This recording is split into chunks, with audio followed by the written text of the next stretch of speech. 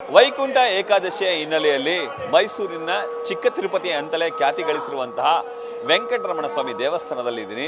ಎಲ್ಲರೂ ಕೂಡ ಭಕ್ತರು ಬೆಳಗ್ಗೆ 4 ಗಂಟೆಯಿಂದಲೇ ಸರತಿ ಸಾಲಿನಲ್ಲಿ ನಿಂತು ದೇವರ ದರ್ಶನವನ್ನು ಪಡೆದುಕೊಂಡು ಸ್ವರ್ಗದ ಬಾಗಿಲನ್ನು ಪ್ರವೇಶ ಮಾಡಿ ಸದ್ಯ ದೇವರ ದರ್ಶನಕ್ಕೆ ಅಂದರೆ ಉತ್ಸವ ಮೂರ್ತಿಯ ದರ್ಶನಕ್ಕೆ ಆಗಮಿಸಿದರೆ ನೀವು ದೃಶ್ಯದಲ್ಲಿ ಗಮನಿಸ್ತಿರ್ಬೋದು.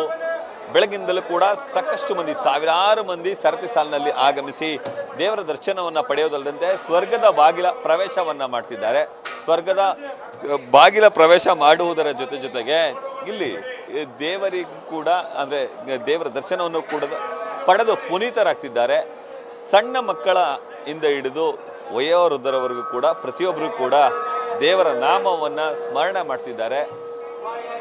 ವೈಕುಂಠ ಏಕಾದಶಿ ಹಿನ್ನೆಲೆಯಲ್ಲಿ ಸ್ವರ್ಗದ ಬಾಗಿಲ ಮೂಲಕ ಪ್ರವೇಶವನ್ನು ಪಡೆದ್ರೆ ಪುಣ್ಯ ಪ್ರಾಪ್ತಿಯಾಗುತ್ತೆ ಅನ್ನೋದು ಒಂದು ನಂಬಿಕೆ. ಆದರೆ ಮತ್ತೊಂದು ನಂಬಿಕೆ, ಈ ದಿನ ದೇವರ ದರ್ಶನವನ್ನು ಮಾಡಿದರೆ 12 ವ್ರತಗಳನ್ನು ಮಾಡಿದಷ್ಟು ಪುಣ್ಯ ಸಿಗುತ್ತೆ ಅನ್ನೋ ನಂಬಿಕೆ. ಈ ಕಾರಣಕ್ಕಾಗಿ ಪ್ರತಿಯೊಬ್ಬರೂ ಕೂಡ ಶ್ರೀ ವೆಂಕಟರಮಣನ ದರ್ಶನವನ್ನು ಮಾಡಿಕೊಂಡು ಸದ್ಯ ಈಗ ಸ್ವರ್ಗದ ಬಾಗಿಲನ್ನು ಪ್ರವೇಶ ಮಾಡ್ತಿದ್ದಾರೆ.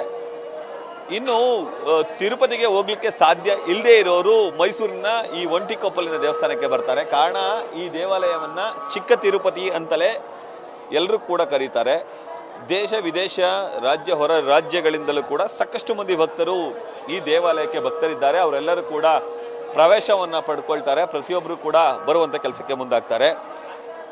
ಅಲ್ಲಿಂದ ನೇರವಾಗಿ ಬಂದಂತಹ ಭಕ್ತರೆಲ್ಲರೂ ಕೂಡ ಸ್ವರ್ಗದ ಬಾಗಿಲ ಹೊರಭಾಗದಲ್ಲಿ ಪ್ರತಿಷ್ಠಾಪಿಸಿರುವಂತಹ ಮೂಲ ವಿಗ್ರಹವನ್ನು ಕಣ್ತುಂಬಿಕೊಳ್ತಾರೆ.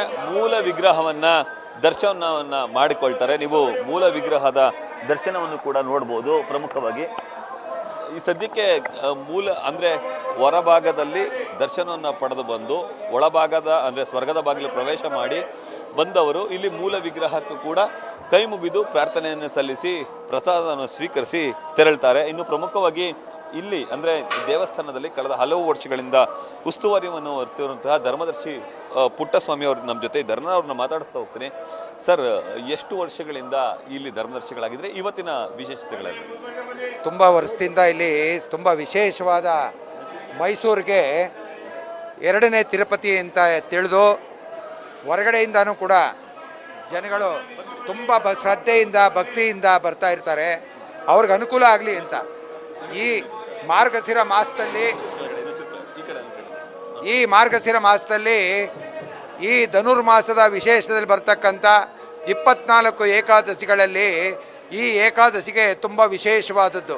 ಅದಕ್ಕೋಸ್ಕರ ಎಲ್ಲ ಭಕ್ತ ಜನರು ಕೂಡ ಈ ವೈಕುಂಠ ದ್ವಾರದಿಂದ ನಾವು ಹೋದರೆ ಆ ಭಗವಂತನ ಕೃಪೆ ಪೂರ್ಣ ಆಶೀರ್ವಾದ ಸಿಗುತ್ತೆ, ನಾವು ವೈಕುಂಠಕ್ಕೆ ಹೋಗ್ಬೋದು ಅಂತ ಅನ್ನೋ ಭಾವನೆಯಿಂದ ಬೆಳಿಗ್ಗೆ 4 ಗಂಟೆಯಿಂದನೂ ನಿರಂತರವಾಗಿ ಸುಮಾರು ಎಣಿಸ್ಲಿಕ್ಕಾಗದೇ ಇರುವಷ್ಟು ಅಸಂಖ್ಯವಾದ ಭಕ್ತರು ಬರ್ತಾ ಇದ್ದಾರೆ. ಅವ್ರಿಗೇನು ಅನುಕೂಲ ಬೇಡಬೇಕಾಗಿದೆಯೋ ಅದೆಲ್ಲವನ್ನು ಕೂಡ ನಮ್ಮ ಧರ್ಮದರ್ಶಿಯ ಕಮಿಟಿಯಿಂದ ತೀರ್ಮಾನ ಆಗಿ ನಿರಂತರವಾಗಿ ಬಂದ ಭಕ್ತರಿಗೆ ದರ್ಶನ, ಪ್ರಸಾದ ಮತ್ತು ಅವರ ಶಿಸ್ತಾಗಿ ಭಗವಂತನಿಗೆ ಭಕ್ತಿ ಬರೋ ರೀತಿಯಲ್ಲಿ ಪ್ರಾರ್ಥನೆ ಮಾಡಲಿಕ್ಕೆ ಏನು ಅನುಕೂಲ ಮಾಡಿಕೊಡ್ಬೇಕಾಗಿದೆಯೋ ಅದೆಲ್ಲವನ್ನು ಪ್ರತಿ ವರ್ಷ ಮಾಡೋದಕ್ಕಿಂತ ಪ್ರತಿ ವರ್ಷಕ್ಕಿಂತ ಈ ವರ್ಷ ಇನ್ನೂ ಜನಸಂಖ್ಯೆ ಜಾಸ್ತಿ ಆಗ್ತಾ ಇದೆ.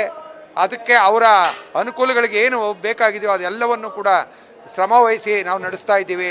ಭಗವಂತನ ಮೇಲೆ ಭಾರ ಹಾಕಿ ಎಲ್ಲನೂ ಅವನೇ ನಡೆಸ್ಕೊಳ್ತಾ ಇರೋದು. ಈ ವೈಕುಂಠ ಮಾಸದ ವಿಶೇಷ ಅಂದರೆ ಈ ದಿನ ತುಂಬ ಪವಿತ್ರವಾದ ದಿನ. ಮತ್ತು ನಾನು ಈಗ ಹೇಳಿದಾಗೆ ಮಾರ್ಗಶಿರ ಮಾಸದಲ್ಲಿ ಬರ್ತಕ್ಕಂಥ ಏಕಾದಶಿ, ಇದನ್ನು ವೈಕುಂಠ ಏಕಾದಶಿ ಅಂತಲೇ ಕೂಡ ಹೇಳ್ತಾರೆ. ಯಾರು ಶ್ರದ್ಧಾಭಕ್ತಿಯಿಂದ ಉಪವಾಸವಿದ್ದು ಶ್ರದ್ಧೆಯಿಂದ ಯಾರು ನಿರಂತರವಾಗಿ ಭಗವಂತನನ್ನು ಪ್ರಾರ್ಥನೆ ಮಾಡ್ಕೊಳ್ತಾರೋ ಅವ್ರಿಗೆಲ್ಲ ಮೋಕ್ಷ ಪ್ರಾಪ್ತಿಯಾಗುತ್ತೆ ಅನ್ನೋ ನಮ್ಮ ಹಿಂದಿನ ಗ್ರಂಥಗಳಲ್ಲಿ ಇರೋ ಪ್ರಕಾರ, ಅದರ ಪ್ರಕಾರನೇ ಈಗ ಭಕ್ತಾದಿಗಳು ಇಷ್ಟೊಂದೆಲ್ಲ ಬರೋದಕ್ಕೆ ಕಾರಣ. ಸರ್, ಹೇಗಿದೆ ಸರ್ ವ್ಯವಸ್ಥೆ ಎಲ್ಲ ಹೇಗೆ ಮಾಡಿದಿರಿ ಭಕ್ತರಿಗೆ ನಾವು ಬೆಳಿಗ್ಗೆ 4 ಗಂಟೆಯಿಂದನೂ ಕೂಡ ಒಳಗಡೆ ಬಂದು ಇಲ್ಲಿ ಕ್ರಮವಾಗಿ ಪೂಜೆ ಪುನಸ್ಕಾರ, ಈಗ ತಮಗೆಲ್ಲ ಗೊತ್ತಿರೋ ಹಾಗೆ 1 ತಿಂಗಳಿಂದನೂ ಕೂಡ ಈ ಧನುರ್ಮಾಸದಲ್ಲಿ ಬೆಳಿಗ್ಗೆ 5:00ವರೆಗೆ ಸುಪ್ರಭಾತ ಆಗುತ್ತೆ. ಆದರೆ ಇವತ್ತು 4:00ವರೆಗೆ ಸುಪ್ರಭಾತ ಸೇವೆ ಜೊತೆಯಲ್ಲಿ ಶುರುವಾದದ್ದು.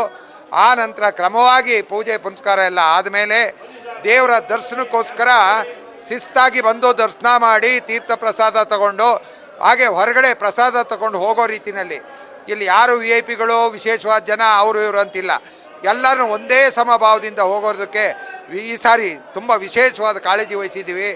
ಅದರಂತೆ ಭಗವಂತನ ಕೃಪೆಯಿಂದ ನಿರಂತರವಾಗಿ ನಡ್ಕೊಂಡು ಹೋಗ್ತಾ ಇದೆ. ಎಲ್ರಿಗೂ ಕೂಡ ಭಗವಂತನ ಕೃಪೆ ಆಗಲಿ ಅಂತ ನಾನು ಧರ್ಮದರ್ಶಿಗಳ ಕಮಿಟಿಯ ಪರವಾಗಿ ನಾನು ಎಲ್ಲರಲ್ಲೂ ಪ್ರಾರ್ಥಿಸ್ತೇನೆ. ಇದಿಷ್ಟು ಧರ್ಮದರ್ಶಿಗಳಾದಂತಹ ಪುಟ್ಟಸ್ವಾಮಿ ಅವರ ಮಾತು.